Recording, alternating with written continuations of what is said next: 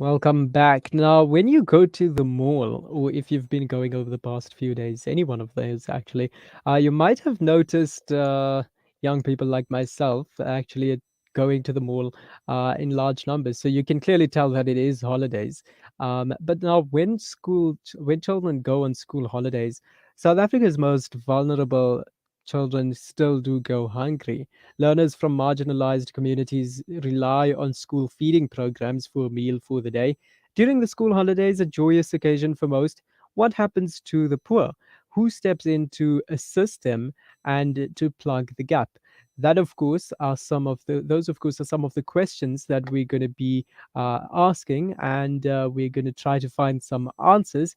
And of course, we're going to be joined now by Mr. Calisto Kondowe, who is a CSI specialist at MAMAS Alliance. Good afternoon, sir. Thank you for your time and welcome to Salam Media. Good afternoon, and thank you for having me. And good afternoon to the listeners. Right. So, as I mentioned just now, many children in underprivileged communities actually rely on food schemes, right? Can you describe the extent of the problem of South African children going hungry during the school holidays? Something we don't really talk about that much. Yeah, thank you so much. I think maybe to start from this issue of poverty from a global scale, it's actually, I've been going through research and I see shocking statistics there. It is like the World Food Program states that in every 10 seconds, there is one child that dies in every 10 seconds from malnutrition or from hunger. That is actually shocking that every 10 seconds, a child dies from hunger, from malnutrition. And you look at it actually in like children below 5 years, 50% of them, they die from malnutrition, from hunger. And that is why this actually came in the National School Feeding Program, basically to curb that. You understand that for children to concentrate at school, they would need to be fed. You need to be actually well fed for you to concentrate in school.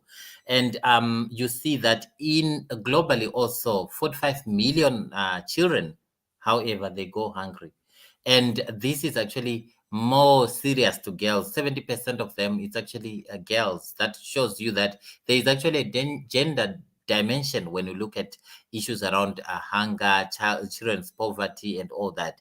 And this actually has been worsened due to COVID-19. You realize that a lot of families, they lost their livelihood due to COVID-19. So this problem actually was precipitated.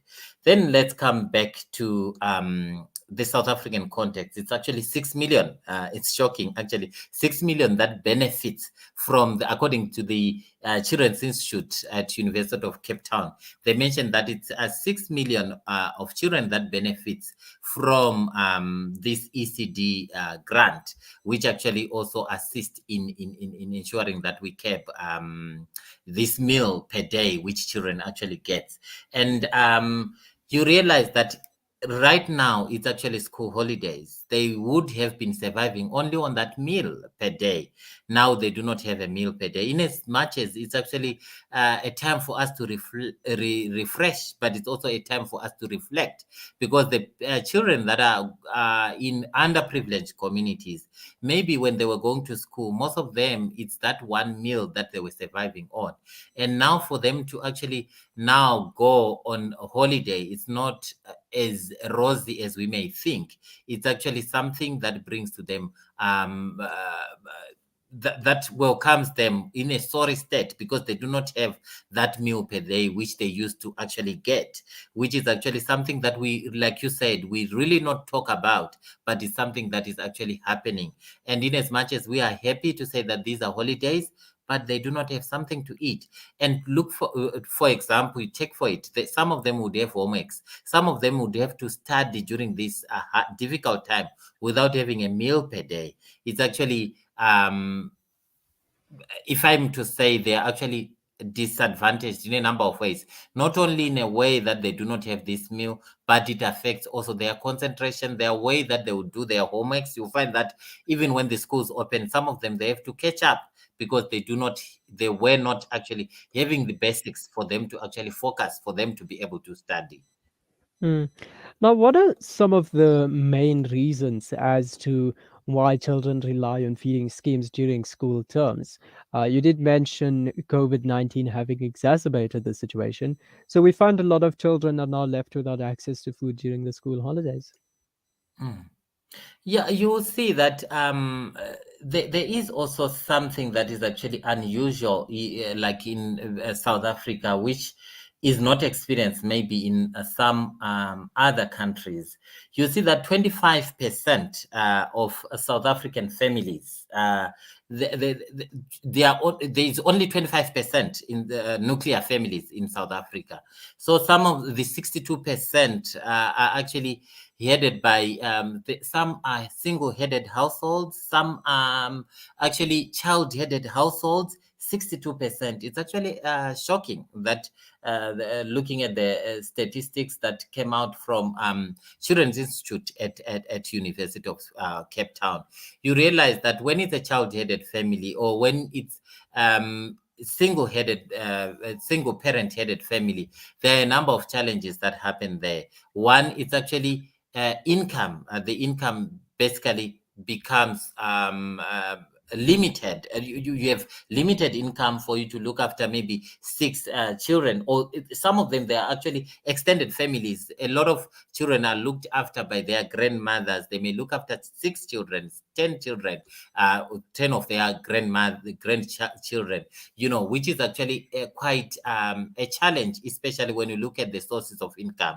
Yes, there is grants that these children actually get, but if you look at it, how much will that grant take them to? We are very grateful of the grant that we actually these children get from the government. But if you look at it, how much can a 350 take a child to, when you look at those that are looked after by their grandmothers? It's actually quite a challenge. And looking at, as you said, COVID-19 that hit us hard, looking at unemployment rate, which is actually high, and basically which affects mostly women. They are the ones that are normally unemployed or underemployed. Even where they are employed, their salaries still are questioned as to whether they are getting the wages that are similar to their male counterparts. That is actually globally and in South Africa. Yet they are the ones that are burdened looking at the children. So you look at this actually basically as something that has got a lot. We can say a lot basically around child poverty, or around children going hungry, because how the economy is actually structured also works to their disadvantage. The women that are supposed to look after them, they are basically marginalized. And look at it also, there is just basically like the issues of climate change. They go into also starvation, so that the families that have food gardens, sometimes they may not have water even to actually look at the floods as well that happened. They impact those that are running maybe food gardens, or those that participate in center gardens. That makes it very difficult for children to actually have a decent meal per day. Hence, it adds to malnourishment and also adds to hunger, which now culminates to 5% of the children actually, 50% of the children dying globally. And in 10 seconds, you'll see that one of them actually passes on because of hunger or malnutrition. It is a sad situation indeed. But now, what are some of the challenges faced by organizations that have been providing food schemes, or feeding schemes rather, for children during the school holidays? I know there is, there many of these schemes do take place during the school term, but I mean, the whole, the essence of this conversation is that when the holidays come around, it seems as though these seem to cease to exist. And then there are, some of them that might continue to operate during the school holidays. So, what are some of these challenges that's preventing the continuity that we need? And how are these organizations then addressing these challenges? Thank you so much. You will see that, we are privileged as Mamas Alliance. We are a network of 36 independent organizations that work in all the 9 provinces. So we have presence in all the provinces. And the sites that these NGOs operate, the 36 NGOs, there are more than 120. So some of the sites, you realize that most of them, they close during school holidays. One, it's because of resources. You'll see that you cannot, for you to keep on opening your center, that's one thing that you require is human resources, financial resources, and you also need to have programs in place. And the challenge is mostly we rely on the goodwill of corporates through their CSI, the 1% net profit after tax. And because that has been hit hard also by COVID-19, a lot of corporates have actually reduced the amount that they fund to the organizations. So that means the NGOs, they stand to lose. We actually we actually applaud a number of organizations because they've been going beyond the 1% net profit after tax. They've been doing the goodwill even in difficult times. You see that we have a number of organizations that we work with, like your Old Mutual Insurance, your Industrial Development Corporation, IDC, and the DBSA. They have a mandate of actually doing social good. So beyond the profit, they actually are a development institution. So they are supposed to do social good. And we are happy to be working with them, basically to provide food parcels. So the good thing about food parcels is even beyond school holidays, the children are still able to access that benefit from the food parcels, which is given to the families.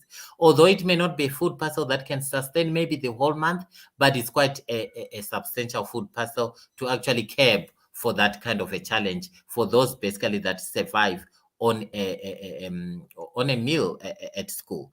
We also have the privilege of working with your Old Mutual Insurance, as I've mentioned, a number of organizations like your Nestle, through their Nestle Healthier Kids program, which we implement actually in KZN and in Gauteng.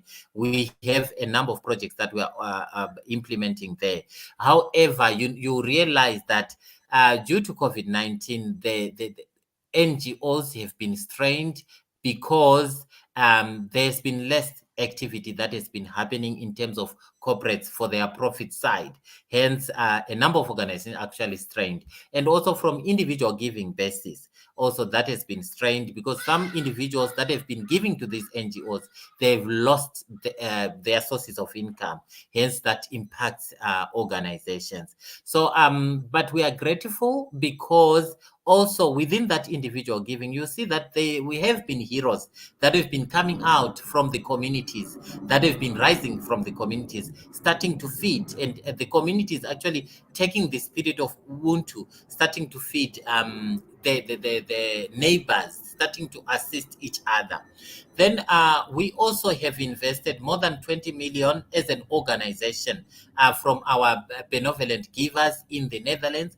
We have invested like more than 20 million into the food gardens project. We have realized that for us we needed to think differently around assisting NGOs, opposed to only making them to rely on that meal per day at school, and opposed to only making them to rely on food parcels. We needed to think sustainability. So we trained all our centers, all our NPOs.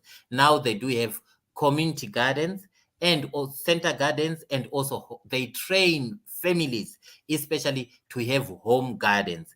If they have home gardens, they have sometimes food that they can feed their families, and they may have food that they can sell as well to generate some sources of income. So this is actually an initiative that we have started, and to date we have more than 80 center gardens, and we have more than we can say more than 1,000 home gardens that have been started. Even though some of them they are not up yet, they up, but we are actually doing, we can see that it's actually something that is adding value. And some of the center gardens are actually supplying to some wholesalers or retailers in the country, which is actually a good progress that is actually happening. So beyond the food parcels, beyond the meal that the children can look forward to have, they also have home gardens that they can get even beyond when the schools are actually closed. Mm. Mr. Kondowe, I think there's a lot to discuss when it comes to childhood hunger, right? Especially when you're discussing it in a South African context. You've got so many dynamics at play here. And I think one of the most significant ones being the one that you mentioned, which is the corporates who generally tend to facilitate these feeding schemes are now unable to or less able to do this due to the current economic climate that we find ourselves in. But then, of course, there are some of the innovative solutions that you just mentioned, which can actually go quite a long way in alleviating childhood hunger in South Africa. But unfortunately, we don't really have much time to get into those as much as I would have loved to do so. But just quickly and finally, from you, how can individuals and organizations then contribute to the efforts that are being made to alleviate childhood hunger during the school holidays? Thank you. I really appreciate. So, if you'd like to work with Mamas Alliance in our call to actually advance the ending of child poverty, you can actually contact us on www.mamasalliance.com. We do have a website there, or info@mamasalliance.com. You can actually look at our contacts there. We'll be able to work with you.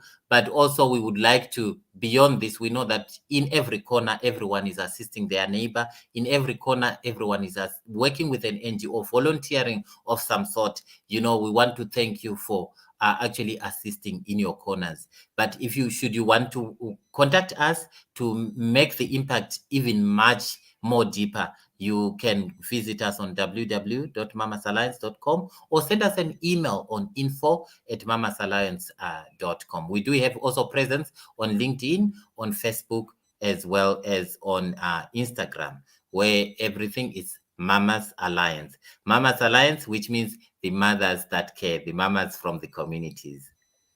And I'm sure many of the listeners and viewers will actually be interested in going and checking that out to see how we can all make an impact, a positive impact on children who unfortunately do not find themselves as privileged as we do. And yeah, I think we'll leave it at that for now. Thank you so much for your time.